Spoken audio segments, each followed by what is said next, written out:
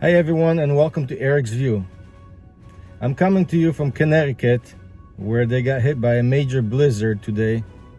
And when I left my hotel room this morning, I didn't expect to see this. Let me give you a little clip.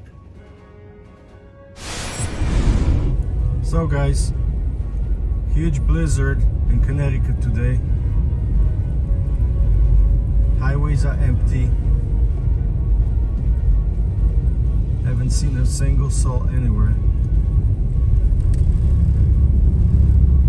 I think I may be the only one driving right now.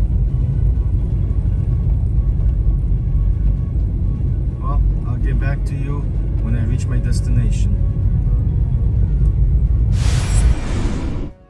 That was me driving on major highway, Interstate 91, which normally is very busy.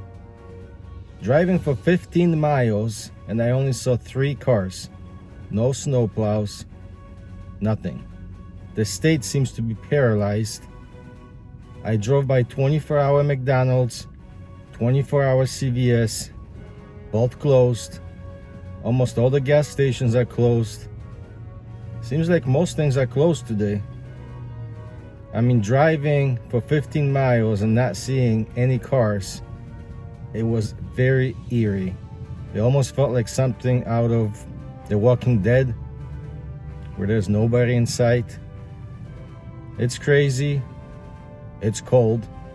It's 15 degrees Fahrenheit. Very windy. So if you are in Connecticut and plan on driving, be careful. Well, that's all for now, guys. Stay safe, stay warm, and I'll see you in the next video. Take care. Arek out.